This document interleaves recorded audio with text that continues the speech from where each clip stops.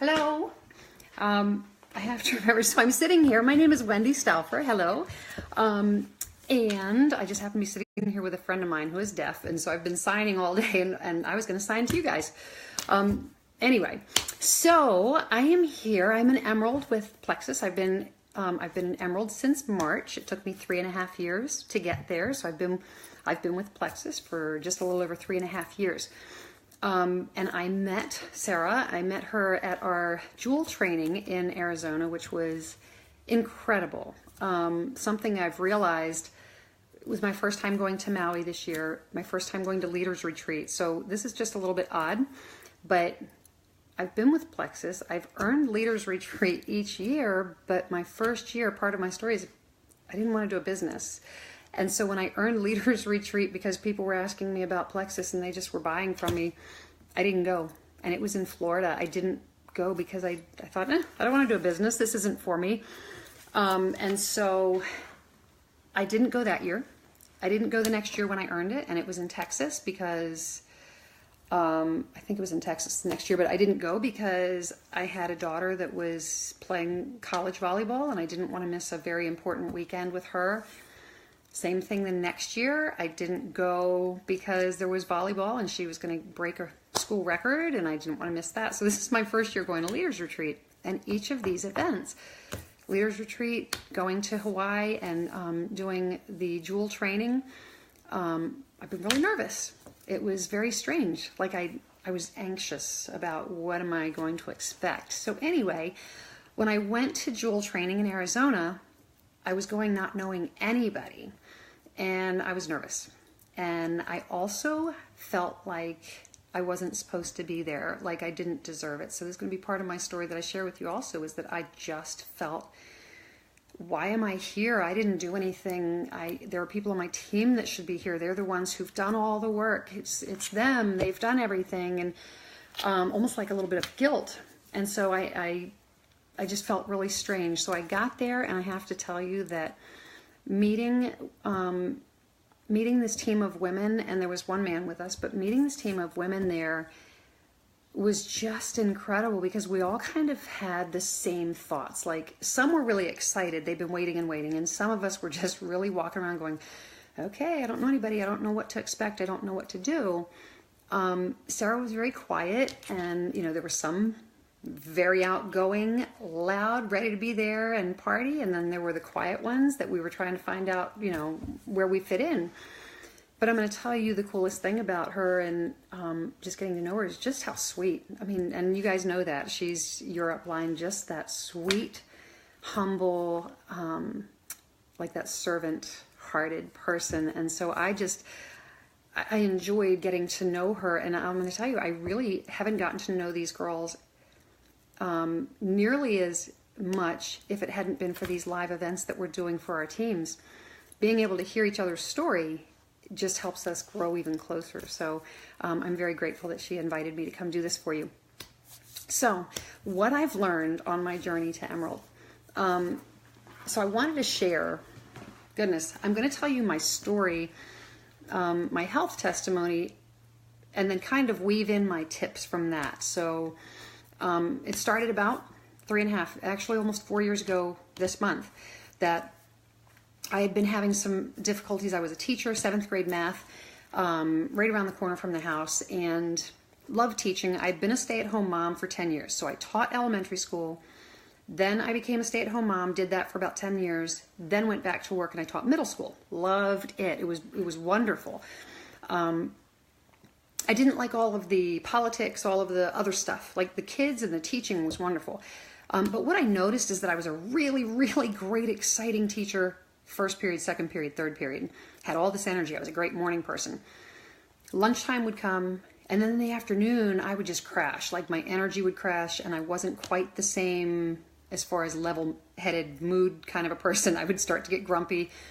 And I always thought it was the kids' problem. That afternoon, they were crazy, and in the morning they weren't. Well, actually, no, it was more about me. And so I was losing energy. In the morning, and when I say I was a wild, crazy teacher, and I thought I did really well. Like I was the kind of person, I would jump up on the desks and say, hey, it's time for some higher education. I need your attention. And so I would teach from the top of the desks. I would do anything. I would teach with different accents, with music on. I mean, I was one of those who I wanted to grab their attention and explain things in a way that made them excited to learn. So I loved being that person. So by the afternoon, I wasn't that person, and I didn't love it. And I struggled with that. So then I would get home and I had to have a nap. It wasn't that I wanted one. I literally had to collapse on the couch and sleep for like an hour and a half, just so that I could get up and cook dinner. I have 3 daughters. They're all out of the house now. My youngest one is 19 at college. But during that time that I had them home, I got to make dinner. I had to take care of the dogs, had to take care of the cat. Like, just, I would be overwhelmed with all the stuff that I had to do as a mom. Yeah, like that was new. And so I would take this nap just to survive until 8 o'clock, 8:30 at night, and then I'd go to bed. I was raised on junk food. When I say raised on junk food, I was East Coast. We had animals, horses, dogs, cats, and they always ate top of the line feed. But we as the children and we as the family, we ate processed. My mom wasn't the greatest cook. So we often ate just whatever, like the easiest meal. So I ate junk food. I was raised on junk food. Dessert was cheaper than regular meals. So sometimes we had dessert instead of dinner. And so to say that I was addicted to sweets, that's an understatement. The thought of giving up sweets would send me into almost in a panic. Like I would have a panic attack in the fact that, oh my gosh, I'm going to have to give up sweets for something. Forget it. And then I would just say, no, I'm going to eat them all because I couldn't do without them. I started realizing that after I would have my favorite sweets. So let me describe my day. Breakfast, I would have Reese's Puff cereal. And then I would go to work and I would have M&Ms and trail mix because, it had to be a little bit healthy. That was in my desk drawer. So if I needed energy, I would have some trail mix and M&Ms. And then lunch, I had my turkey and cheese sandwich with chips or my peanut butter and jelly sandwich with chips and probably a dessert. Didn't drink soda because I didn't want the dentist to tell me that he'd have to pick at my teeth. So I hated the dentist more than I hated giving up sweets. So that would have been my lunch. I had a snack in the afternoon, and then after dinner, I had to have dessert. So I was all about junk food. And for 2 years straight, I just started gaining weight. Now, I've always been someone who was thin, always underweight as a kid, probably because I ate so badly, high metabolism and outgoing. I mean, I was an energetic, always going kind of a kid. I gained 30 pounds. A few years ago, I gained 30 pounds over 2 years. I felt horrible. Brain fog. I had arthritis. So my little pinkies, I'll show you my little pinkies. I started getting osteoarthritis around late 30s, early 40s. And the doctor would say, oh, it's just aging. That's what happens when you age. I was gaining weight. Well, it's just aging. You need to change your diet and you need to exercise. I was having trouble remembering things. Well, it's just aging. You'll just have to, I guess, make lists, write things down. I had acid reflux, horrible acid reflux. And no, that's not aging, but some of it might be, change your diet, quit eating the junk food. So I wasn't doing really well health-wise. But when I started falling asleep after eating my favorite sweets, I knew something was up. My dad was a type 2 diabetic. His parents were type 2 diabetics. And I knew some of the symptoms. And I went, maybe I need to go and have this checked. Sure enough, I was told you're borderline diabetic. So my A1C, for those of you that that haven't learned this yet, A1C is just a test. It's a measure of a 3-month window. It's a snapshot of the insulin that's in your bloodstream. And so you get that test done once, and you want it to be between a 4.5 and a 5.5, or like a 4 and a 5.5. That would be normal average. Mine was a 6.1. Not too far off, because you talk to someone who's an insulin-dependent diabetic, they're probably somewhere in the 7s, 8s, 9s, 10s, 11s, like really high. Mine was 6.1, but because of my family history, they said, you're borderline diabetic. Change your diet and start exercising. And I went, yeah, I'm just not good at that. So I came home, and what's the best thing to do when you are given a diagnosis that's not too bad is you go on Google and you search it. actually, that was my second thing. The first thing I did is I went on Facebook and I complained about it. That's what I did first.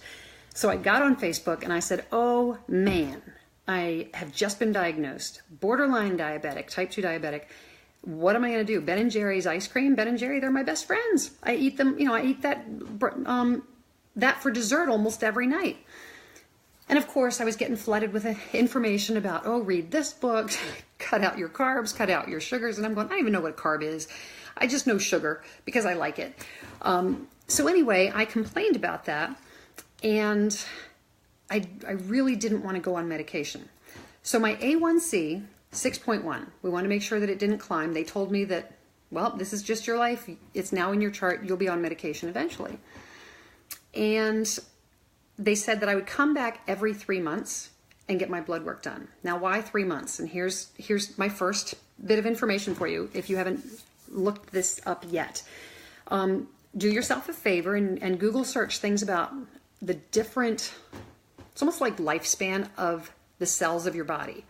Because the red blood cells require 3 months at least. So 90 days to 120 days for your red blood cells to replace themselves. So you get your blood work tested, let's say I got it tested this month. If I go get my blood work tested next month, they're going to get the same or similar readings because my blood is still the same that it is right now. So 3 months is how long it takes. Well, why is that important? Well, because when we ask people to try these products, we want them to give us 3 months because it takes 3 months just for the red blood cells to change. So if we're trying to make a cellular change in their body and they want to do a 1 month trial, that's nothing. We haven't even seen any results with their blood using the good nutrients and vitamins and minerals that we're giving it. So that's something for you to just really be focused and confident in saying, if you're not able to commit to me 3 months, then I want you to wait. Now, it seems really hard to do that when you are trying to earn money, you're trying to get people on the products. But if someone's saying, nah, I just want to give you 30 days, then they're not in it committed. They're not really thinking about their bodies. So you want to say 3 months. And why 3 months? Because that's the minimum for red blood cells to change. If they've been on medications, if they've been on things that are making their liver really overworked because it's trying to process all of the toxins, they're going to need much longer. I don't know how long it takes for all of the cells of the liver to replace themselves. So that's something you should go learn. And I'm going to go learn that because then you can explain that as well and say, look, just go look it up on a medical journal. The liver requires this much time. And that's what we're going to do is detox your body. So anyway, I knew that I needed 3 months before my next blood work. A friend of mine called right after I posted my complaining. And so here's my big tip. I had been watching my friends' posts, and actually that's a lie. I wasn't watching them. I was hurrying past them. I recognized the words. Are you sick and tired of being sick and tired? Do you wish that you could have, if you could dream of anything, money was no object. I was looking at all the network marketing language because I was a network marketer. I did 2 businesses before Plexus. I knew what network marketing could be. I had such a big vision of that and thought, man, this is an amazing opportunity. It is the greatest business model and business industry. So network marketing is great. I just didn't find the right business. So I had already lost money in that and time and energy. And I was just like, yeah, I recognize that. I don't want to hear it. Don't want to see it. Nothing. Now, if I didn't know what carbs were, you better believe I didn't know what vitamins were and supplements and what they could do for me. So I'm watching her post about Plexus. I see the word and I just know it's a business. So me, ignore it. I was like, yeah, no. So I was on her chicken list. She made her list of people that she should contact. She didn't see any need from me. I had a great job teaching. My husband does really well, live in a decent house. I was coaching her kids, rec league volleyball. She didn't see a need that she could fill. So as you're looking at your list of people, you're looking for their hurts, their wants, their needs, or their fears. And those are the things that you're trying to have a conversation with them and saying, I see that you have this need, this hurt, this want, or this fear. How can Plexus kind of fill in that space? So I posted about type 2 diabetes. She already had me on her list but was afraid to call me. I would not respond to any of her messages. She messaged me.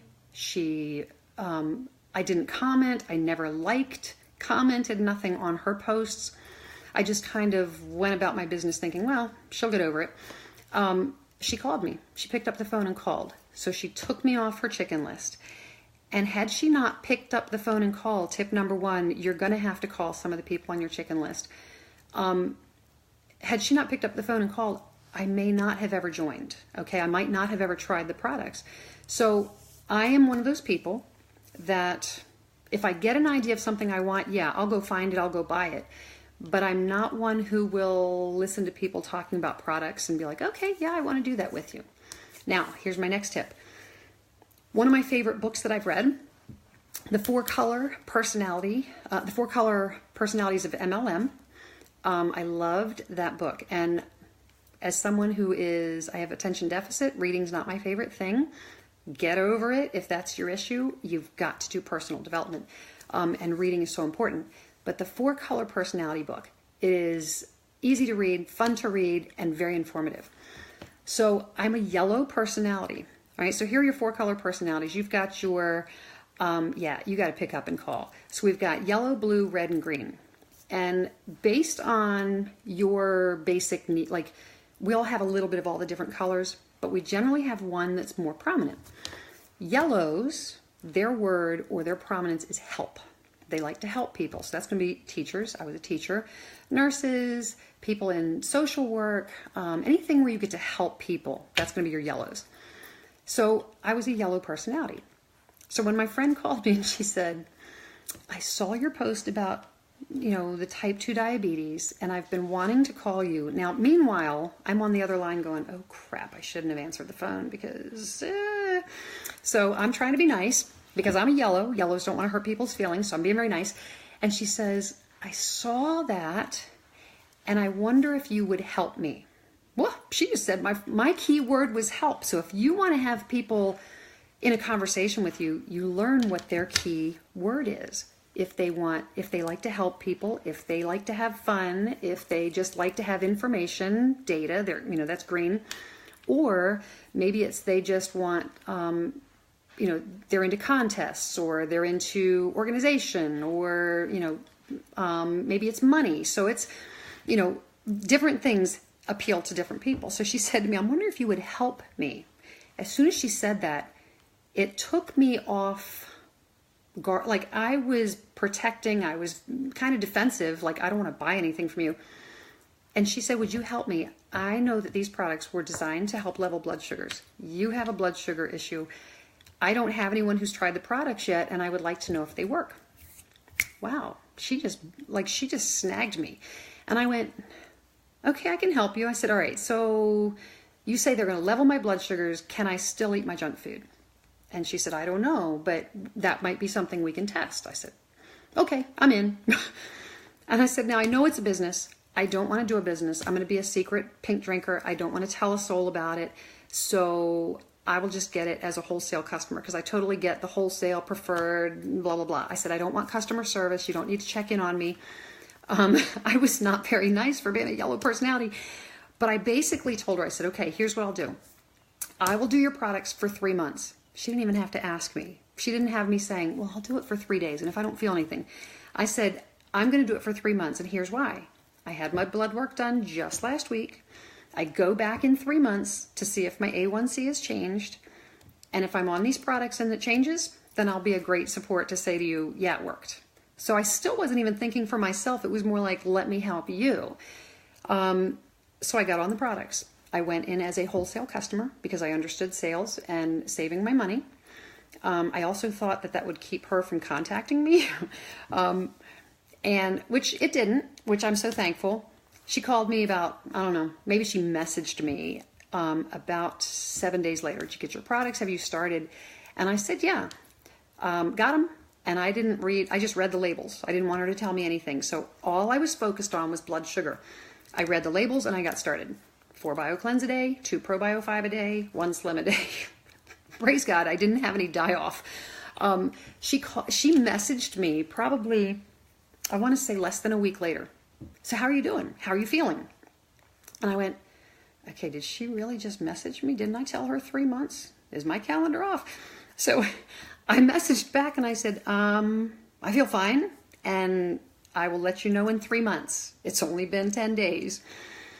I think another week and a half later, she messaged me, how you doing? You feeling okay? And I'm like, yeah, but it's not been 3 months. I can't tell you anything until 3 months. So she wasn't touching base with me as much as we need to touch base with people, but it was interesting because I kept going, what are you expecting from me? I'm literally just doing this for my blood work. I had no expectation. So talk about, under promise, over deliver, right? So you want to under promise people what they're going to get. You don't want to tell them, oh my gosh, you're going to have so much energy. You're going to have craving control. Under promise. Say to them, your first month, I don't know what you're going to feel, if anything, because this is a cellular change. We want to get this product in so your body is using it. So we don't want to give them all of these great things that are going to happen, because what happens if they have horrible die-off? They're going to quit. So you have to under promise and say, I don't know, you might not feel anything. But that's okay, because this is a process. Then you're going to over deliver, because they're going to see things that are just unexpected. And here was my unexpected. So in the first month, no weight loss. I didn't even think about weight loss. I literally was thinking blood sugar.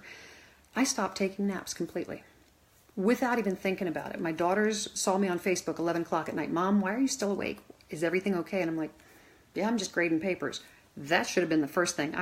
I would bring papers home to grade all the time, and I couldn't stay focused long enough, so I would just take them back to work. I was grading papers at 11 o'clock at night. Crazy. I set up a desk, like working at home, and I went, oh my goodness, I messaged my friend. I said, does this stuff give you energy so that you don't have to take naps? And she was like, yeah. And it's great for that when your blood sugars are leveled. You don't have to be a diabetic. And I went, oh, okay. Well, I guess I'll talk to you in 2 months and let you know how it goes. She was probably laughing on the other side. Another few weeks in, probably 2 weeks in, my husband's like, wow, you're really starting to lose weight. And I went, I'm not losing weight. I've been on the scale. I'm one of those chronic, I get on the scale every single day. I could tell you if my weight was up by a tenth of a pound. And I would get on the scale, no weight change. And I said, no, my weight's not changing. But I did notice my pants were starting to feel a little bit loose. And he goes, no, you're losing weight. Somebody at work was starting to notice that I was losing weight. The inflammation in my face was going away. So somebody at work said, wow, you're looking really good. How's that diabetes thing going? Are you changing your diet? And I went, I'm not going to change my diet. I'm not ready to do that yet. And she goes, yeah, I'm a type 2 diabetic. That's the hardest thing. And I said, really? And she goes, yeah, and I have high cholesterol. And she goes, but you'll probably end up on medication. I said, well, I'm drinking this pink stuff. And she goes, oh, well, maybe I should try that. And I didn't want to tell her what it was. And I said, well, I don't even know what it is. I don't know how to explain it to you. And she goes, well, that's okay. If you're taking it and it's doing what it's doing with your body right now, I want to do it. And she goes, so where do you find it? And I went, you have to find it with an ambassador, someone who sells it. And she goes, oh, well, who sells it? Where do you find it? And I went, I do, actually. And I don't really sell it, so I'll just buy it and you can pay me. So I was trying not to be a salesperson, trying not to tell anybody. She got on it. She had amazing results. Inflammation was dropping. She was losing weight, losing inches, and her friends at work were noticing, and she sent them to me. So in the second month, now I'm feeling really good. My mood had changed because my anxiety, and I'm going to tell you, I was on, and Sarah's here with us, I was on antidepressants for the last 10 years. Lexapro. That stuff sucks. I'm still on like this little tiny pill of it because of the withdrawal symptoms when I try and get off. I don't need it for my mood, but it's a horrible chemical that's in my body. So I hate that stuff. So anyway, I was on this antidepressant, but I no longer acted like I needed it. I was this teacher that got up on the desks in the morning, and now I'm up on the desks in the afternoon. My afternoon classes thought that I had gone crazy because I was so excited all the time. And I called my friend. Does this stuff like make you happy or something? Because I'm just always happy. And she's like, yeah, it really does help with your energy and your mood. And I'm like, that's really interesting. And I have someone that wants to order some, by the way. So long story, I'm going to cut this down short, is that when I got to my doctor's at the end of the 3 months and I had my blood work done, I continued to try to eat junk food, and I'm not suggesting that you do this. I really tried to sabotage this and say to her, see, this stuff doesn't work. I continued to try and eat the junk food. I continued to eat ice cream every night, and even the night before I had my blood work done, I ate like 3 Oreos, a couple of spoonsful of chocolate ice cream, a little bit of orange juice. I mean, I was going all in for proving this stuff didn't work.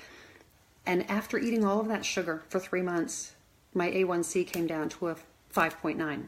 My doctor was thrilled. My weight, I had actually lost 15, 17 pounds in those 3 months. They were thrilled. They said, your cholesterol is beautiful. I said, I didn't even know it was ugly. So now I have beautiful cholesterol. That's awesome. Well, my friend at work who said she wanted to try it, she had triglycerides that were in the 700s, right? They're not supposed to be that high. When she was on it for 6-7 weeks, her triglycerides came down. Her doctor was thrilled. She had lost weight. Her cholesterol came down. They dropped some of her cholesterol meds. Her friends went crazy, came to me. I ended up having 10 people want to try the products. I got a paycheck. Y'all, you get a paycheck, and all of a sudden, secret pink drinking goes right out the window because you're thinking this is kind of a cool business, right? So I went, I think I have a business. I think I need to do this. So my osteoarthritis stopped hurting.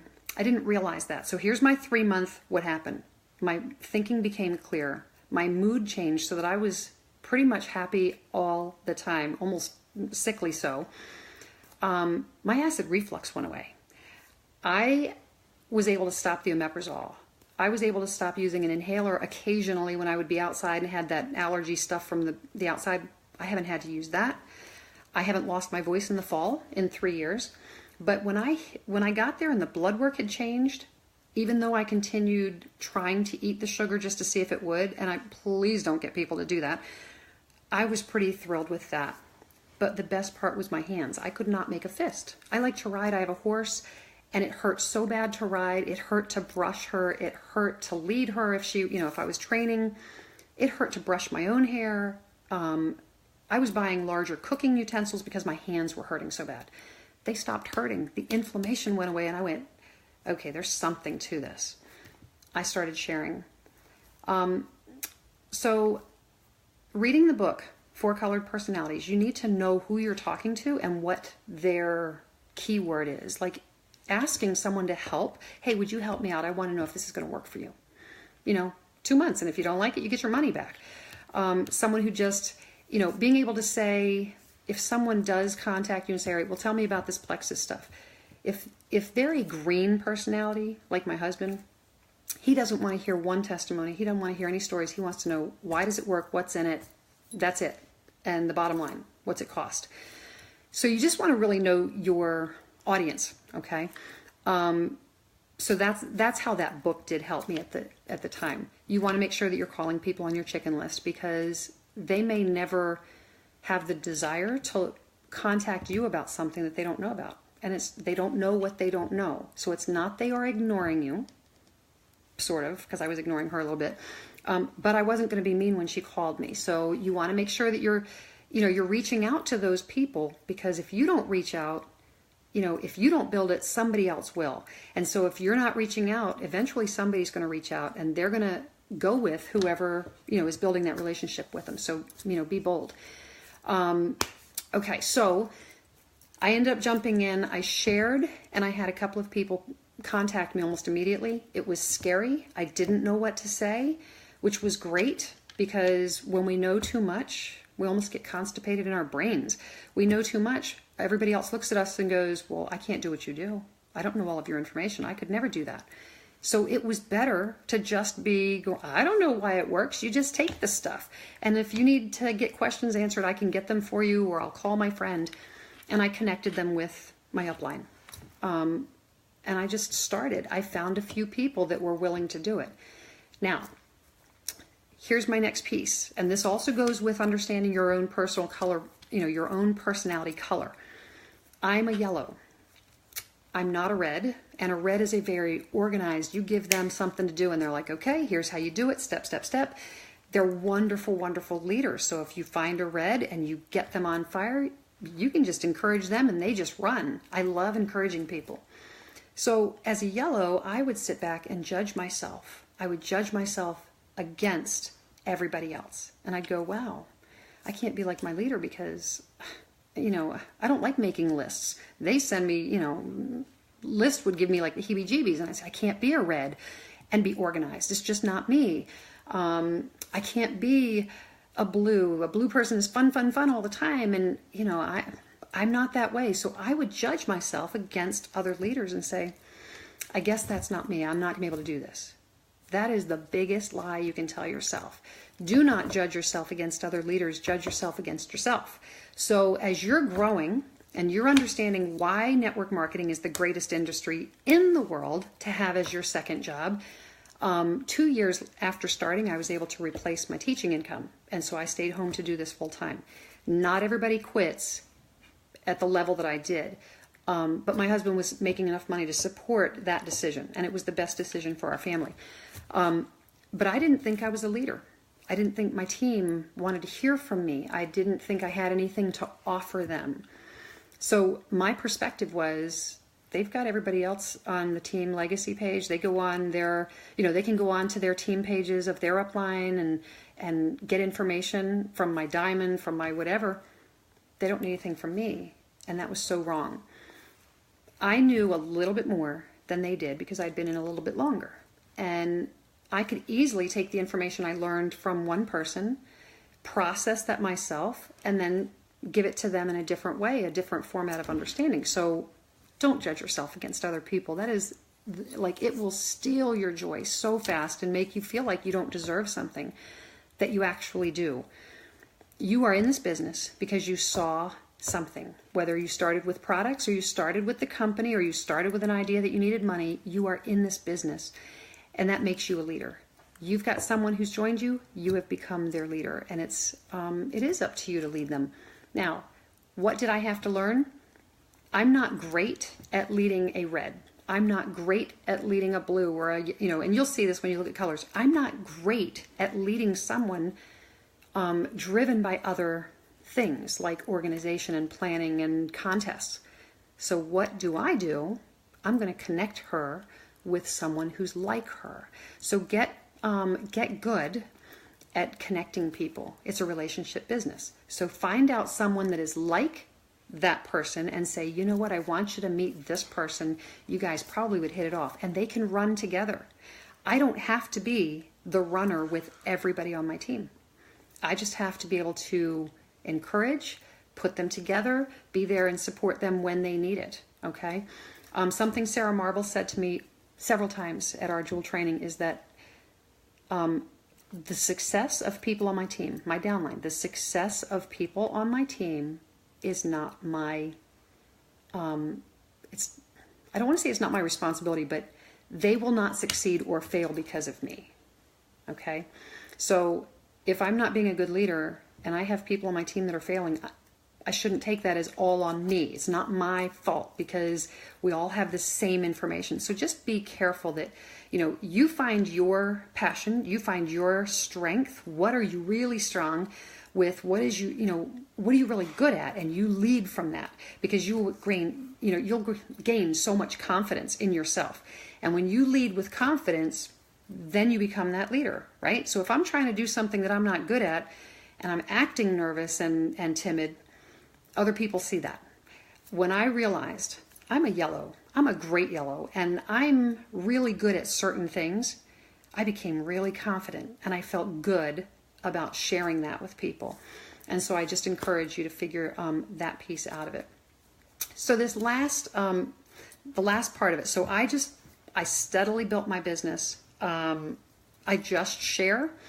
I listen for people to say if they have a need or a hurt or a want or a fear. I did join a business networking group that was wonderful, and I tell you why. I spent a year with BNI, and I didn't get a whole lot of business from there, but I got a lot of confidence and training so that every week I would stand up and have to say, I would have to say, I'm with Plexus Worldwide. We're a health and wellness company with amazing supplements. I help people with gut health, inflammation, and blood sugar. And then I would tell a little story, and I did that every week. So I became very confident as a business owner. No more of the apologetic, show up and go, oh, well, I have a business, kind of. Oh, I sell some. No, I act as if I'm a business owner. And so when you are consistently, this is positive affirmations, when you are consistently speaking from, whether you believe it or not, someone says, well, what is Plexus? Oh, Plexus is my company. I have a business. It's health and wellness. We have supplements that are, sourced from all over the world. They are amazing. They are high quality. They are bioavailable. You speak with confidence, and no one's going to go, oh, what is this, a scam? Is it? No, because you speak with confidence. So that's something that is really, really important, that you just start feeling confident about who you are and what you're doing. You are offering people something that they can't get anywhere else. Okay? Know that they can't buy it on a shelf. It's, you have something that no one else has. So these last, and I don't want to forget, there are actually two things, and I've probably taken too much time, but one of them is follow-up. If I could tell you my biggest mistake, so I can give you all the tips. I can give you all my tips of what I've learned. Let me tell you what my biggest mistake was. The biggest mistake was in follow-up. All right, I'm not talking about following up with people who showed interest. I'm talking about following up with people who started products, because I didn't feel like I knew what I was doing. And I was one of those people who would just message them like once every other week maybe and say, okay, how you doing? Crickets, man. You don't want, it's so frustrating when we feel like people don't respond. They don't respond because we didn't ask them a question. How you doing? Somebody could be, I'm good. You want to be very specific. So before you get them started on products, ask them their top 3 goals. Say, okay, so now we've talked about what you have going on. What are your top 3 goals for using these products? We've gotten them to commit to 90 days. They give us their top 3 goals. Now, dig a little bit deeper. So the top 3 goals, let's say they say weight loss, hate that, but weight loss, craving control, and energy. Perfect. So craving control, I'm going to start digging. I'm going to say, all right, so your craving control, tell me what is it that you crave the most and when do you crave that? You said energy. When is the time that you feel the most tired? When is it that you want to have that caffeine or whatever? So I get details, because then I'm following up now probably every couple of days in the beginning to say, you should be on this many of this product, this many of this one, you're going to start this next. But then when I start asking questions like in their second week, instead of saying, how are you doing? I'm specific. They're going to respond. I say, okay, so remember we talked, you said before Plexus, you always got a second helping. Or you said before Plexus that you were always craving that candy around 3 o'clock in the afternoon. So how was it this week? Did you still crave that candy? So now I'm giving them a very specific thing I want them to focus on, instead of saying, so have you lost any weight? How are you feeling? Do you have all the energy in the world? No, I just want to be very specific. Tell me how it was yesterday, and people are more likely to respond to that. So that's been really good for me. And then the biggest thing that I've learned, and I don't know if Lindy, I haven't checked to see if Lindy's been on the call, on your videos, or if she is going to be, but she did something for my team and talked about activating runners using mini Zoom calls. And I've taken what she did and I'm doing something a little bit different as I'm learning how to do what she did. But and Sarah is going to love these if she's able to start them with you. She's on for tomorrow. I hope she mentions activating runners. My team and I are doing these things called mini Zooms right now, and that's where I've offered up a lot of my time just to see how it goes. And I do a small or a mini Zoom call with 1 or 2 ambassadors and maybe 2 people who need troubleshooting, or someone who's been on the products for 3 weeks, seems to be doing okay, but we do a mini Zoom call with them because what we're doing is we're connecting them with relationships. And so we do a 30-minute Zoom call where the person who is introducing them to me, so let's say my level 1 brings on a new ambassador.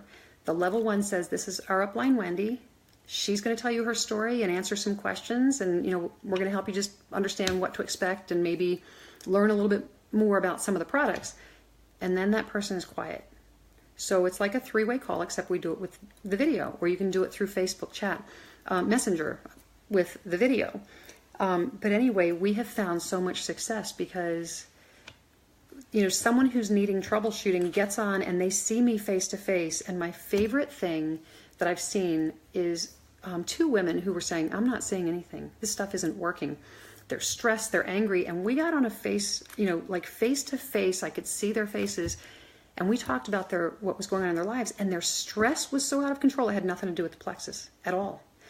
And I was able to help them work through that just by asking questions. And so now we've built this relationship of we're supporting them, not just their physical health, but also just saying, hey, how you doing? You've had some stress.